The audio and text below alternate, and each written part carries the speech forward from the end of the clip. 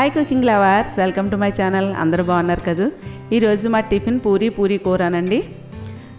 ఎవరి అలవాట్లను బట్టి వారు ఒక్కొక్కరు ఒక్కో రీతిలో ఈ పూరీ కూరని చేస్తుంటారు కదా. నేను చేసిన విధానంలో శనగపిండితో పూరీ కూర చేయండి, చాలా బాగుంటుంది. అలాగే ఈ పూరీ కూరని ఏ విధంగా చేయాలో ఆలస్యం చేయకుండా వీడియోలోకి వెళ్ళిపోదామా.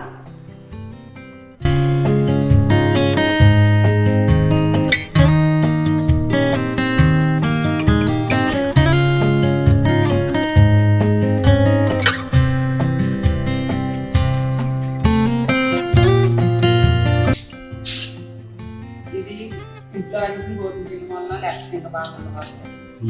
ఈ గోధుమ పిండి చపాతీ బాగుంటుంది.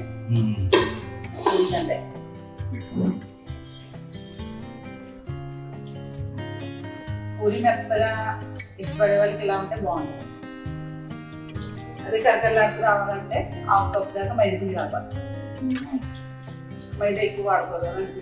మీరు కూడా ఇలా పూరీ కూర చేసి ఎలా వచ్చాయో మాకు కూడా కామెంట్ పెట్టండి. ఈ వీడియో నచ్చితే లైక్ చేయండి. నా ఛానల్ ఇంతవరకు సబ్స్క్రైబ్ చేయకపోతే సబ్స్క్రైబ్ చేయండి. సబ్స్క్రైబ్ చేసి నాకు సపోర్ట్ చేయండి.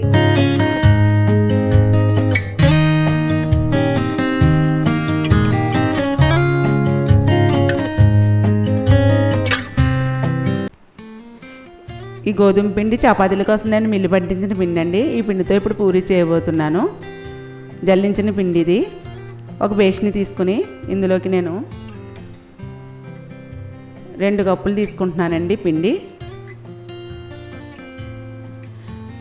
పూరీ పిండి బయట అమ్ముతారండి, వైట్గా ఉంటుంది, అది కూడా బాగుంటుంది పూరీకి. మీ దగ్గర గోధుమ పిండి లేకపోతే బయట అమ్మిన పిండితోనైనా చేసుకోవచ్చు. 2 కప్పులు గోధుమ పిండి వేసాను. ఇందులోకి నేను 3 టేబుల్ స్పూన్ మైదా పిండి వేస్తున్నానండి. ఇది చపాతీ కోసం ఆడించిన పిండి కాబట్టి కొంచెం మెత్తగా ఉంటుంది, అందుకని మైదా పిండి యాడ్ చేస్తున్నాను. ఇందులోకి 1 టీ స్పూన్ సాల్ట్ వేసాను, మీరు రుచికి తగినట్టు వేయండి.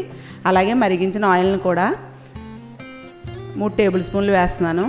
పిండి ఎక్కువ కదా, అందుకని కొద్దిగా ఆయిల్ 3 టేబుల్ స్పూన్లు వేసానండి. ఈ ఉప్పు ఆయిల్ అంతా కూడా ఈ పిండికి పట్టేలాగా బాగా కలుపుకోవాలి. కలుపుకొని కొద్దిగా వాటర్ యాడ్ చేస్తూ ఈ పిండిని పూరీకి కొంచెం గట్టిగా ముద్దలా కలుపుకోవాలి. ఒకసారి వాటర్ ఎక్కువ వేసేయకూడదు.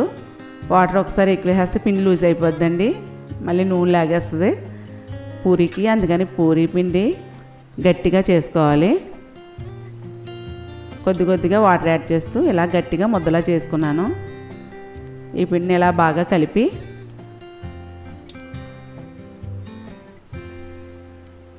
ఒక గిన్నె మూత పెట్టి పక్కన పెడుతున్నానండి. ఈ పిండి నానే లోపల పూరీ కూర చేస్తాను. ఈ పూరీ పిండిలోకి 1 కప్పు వాటర్ పట్టేసే. ఇప్పుడు కూర కోసం 6 ఉల్లిపాయలు, 5 పచ్చిమిర్చి, 2 ఇంచుల అల్లం ముక్క తీసుకున్నానండి. ఇవి కట్ చేసి ఇందులో ఒక బంగాళదుంప కూడా వేస్తున్నాను. ఇప్పుడు పాన్ పెట్టుకుని కూర కోసం ఆయిల్ 3 టేబుల్ స్పూన్లు వేస్తున్నానండి. ఇందులోకి 1 టీ స్పూన్ పచ్చిశనగపప్పు, 1 టీ స్పూన్ చాయమినపప్పు, 1/2 టీ స్పూన్ జీలకర్ర, 1/2 టీ స్పూన్ ఆవాలు, 2 ఎండుమిర్చి వేసుకుని దోరగా వేయించుకోవాలి. ఉల్లిపాయలు పొడవుగా కట్ చేశానండి పూరీ కూరకి. అలాగే పచ్చిమిర్చి, అల్లం కూడా దంచాను. 2 రెమ్మలు కరివేపాకు. ఈ విధంగా దంచి వేస్తే కారం బాగా వస్తుందండి, పచ్చిమిర్చి కారం. ఇప్పుడు ఇవి దోరగా వేగాయి కదా, ఇందులోకి పొడవుగా కట్ చేసిన ఉల్లిపాయ ముక్కలు, దంచిన అల్లం, పచ్చిమిర్చి, కరివేపాకు ఇవన్నీ కూడా ఒకసారి వేసేస్తున్నాను. ఇందులోకి సాల్ట్ సరిపడా వేస్తున్నాను. 1 టీ స్పూన్, 1/2 టీ స్పూన్ పసుపు. బంగాళదుంపను కోసి వాటర్లో వేసాను నల్లబడకుండా. వాటర్లో వేసిన బంగాళదుంపను కూడా వెంటనే వేసేస్తున్నాను. బంగాళదుంప ఉడికించలేదు కదండి, అందుకే ముందు ఉల్లిపాయలతో పాటు వేసేసుకోవాలి. ఇవన్నీ ఒకసారి బాగా కలుపుకుని ఉప్పు కూడా ముందే వేసేస్తే ఉల్లిపాయలు త్వరగా మగ్గిపోతాయి. మూత పెట్టి మగ్గనివ్వాలండి. ఉల్లిపాయలు ఎక్కువ మగ్గాల్సిన అవసరం లేదు.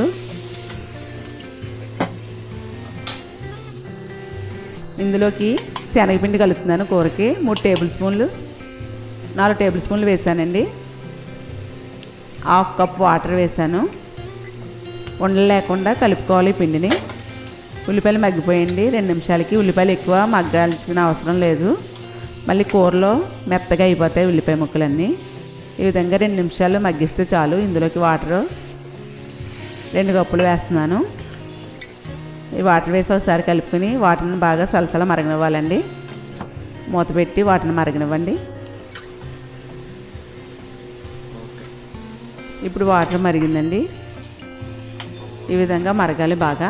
ఇందులోకి శనగపిండి కలిపి పక్కన పెట్టుకున్నాం కదా, ఉండలు అవి లేకుండా ఒకసారి బాగా కలుపుకుని లో ఫ్లేమ్లో పెట్టుకుని ఈ పిండిని వేసుకోవాలి.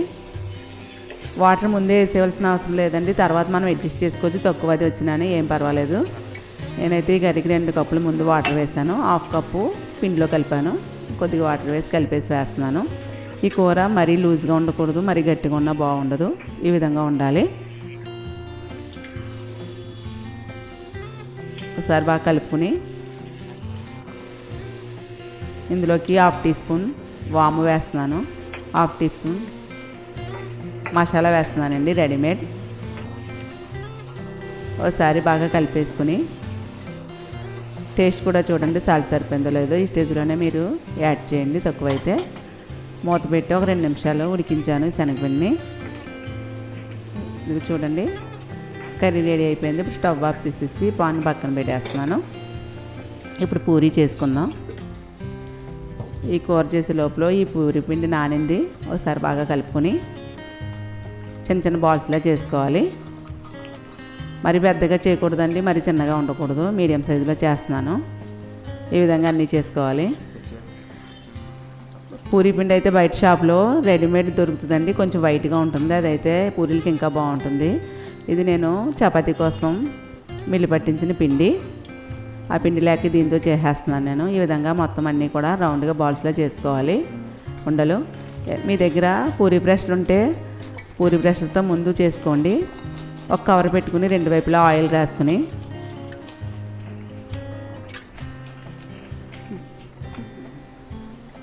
ఉండని మధ్యలో పెట్టుకుని 2 సార్లు ప్రెస్ చేస్తే చిన్న పూరీలా అవుతుంది. దీంట్లోనే చేసుకుని మనం పూరీ చేసుకుంటే కొంచెం మందంగా వస్తాయండి. అందుకని ముందు ప్రెషర్తో 2 సార్లు ప్రెస్ చేసి ఆ తర్వాత మనం చపాతీ చేసే బలమే చేసేసుకుంటే సరిపోద్ది. ఈజీగా అయిపోద్దండి, రౌండ్గా కూడా వస్తాయి. ఈ విధంగా అయితే ఈ విధంగా ప్రెషర్తో 2 సార్లు ప్రెస్ చేస్తే అయ్యింది. ఇప్పుడు ఇది నేను చపాతీ బల్ల మీద వేసి, మీకు ఆయిల్లో చేసే అలవాటు ఉంటే ఇంకా పిండిని వత్తాల్సిన అవసరం లేదు. నేనైతే పిండిని ఒత్తి చేస్తున్నానండి. ఈ పూరీని నేను పిండిలో ఒకసారి ముంచి ఈ విధంగా అప్పడాల కర్రతో పూరిలా చేస్తున్నాను. మరీ పల్చగా చేయకూడదు, బాగా మందంగానే ఉండకూడదు. ఈ విధంగా ఉండాలండి, కొంచెం దలసరిగా. ఇలా అయితే ఈజీగా అయిపోద్దండి. ముందు ప్రెషర్తో చేసుకోవడం, తర్వాత చపాతీ బల్ల మీద చేసేస్తే చాలా ఈజీగా అయిపోద్ది. పిల్లలు ఎవరైనా హెల్ప్ చేస్తే ఇంకా ఈజీగా అయిపోద్దండి. ఈ విధంగా పూరీని చేసుకుని పేపర్ మీద వేస్తున్నాను. ఇప్పుడు మామూలుగా చపాతీ బల్ల మీద చేస్తున్నాను. చేత్తో ప్రెస్ చేసుకుని ఈ పూరీ ఉండని పిండిలో 2 వైపులా ముంచి అప్పడాల కర్రతో ఈ విధంగా రౌండ్గా చేసుకోవాలి. పిండి ఒత్తుకుంటూని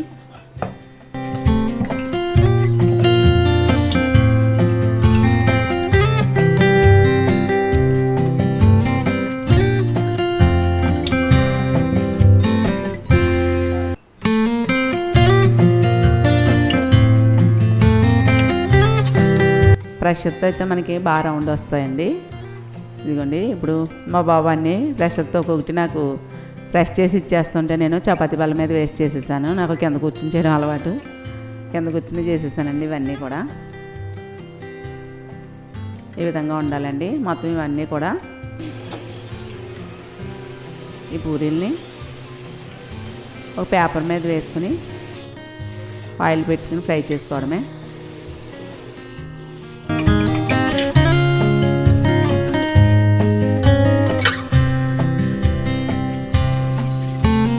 పూరీ పిండిలో కలిపిన ఆయిల్ ఉందండి, అదే పాన్లో డీప్ ఫ్రైకి ఆయిల్ వేస్తున్నాను.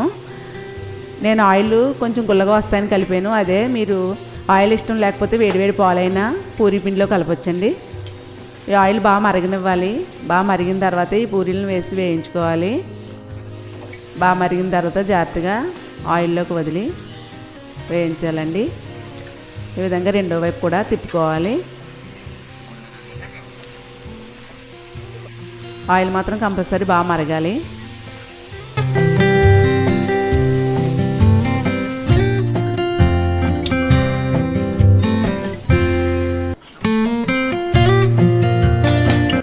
మెత్తగా మెత్తగా ఇష్టపడే వాళ్ళు అయితే ఎక్కువ వేయించాల్సిన అవసరం లేదండి, లైట్గా వేస్తే సరిపోద్ది. అదే క్రిస్పీగా ఉండి కరకరలాడుతూ ఉండాలంటే బాగా బ్రౌన్ కలర్ వచ్చే వరకు వేయించాలి. నేను మెత్తగా ఉండాలని లైట్గానే ఫ్రై చేస్తున్నాను ఈ పూరీల్ని. అదే బాగా వేగాలి అంటే కనుక మీరు కొద్దిసేపు బ్రౌన్ కలర్ వచ్చే వరకు వేయించండి.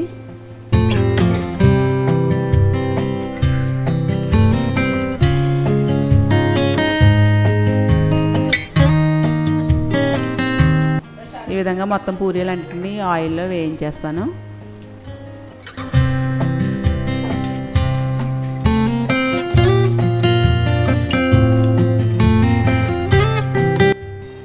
మీరు కూడా ఈ విధంగా ట్రై చేసి చూడండి పూరీ కర్రీని. చాలామంది మటన్ కర్రీ అలాగే బంగాళదుంప కుర్మాతో తింటారు. ఈ విధంగా మీరు ట్రై చేసి చూసి ఏ విధంగా వచ్చిందో నాకు కామెంట్ చేయండి. ఈ వీడియో నచ్చితే లైక్ చేయండి, సబ్స్క్రైబ్ చేయండి. మరిన్ని వీడియోల కోసం మీ ఫ్రెండ్స్కి షేర్ చేయండి. నెక్స్ట్ వీడియోలో కలుసుకుందాం.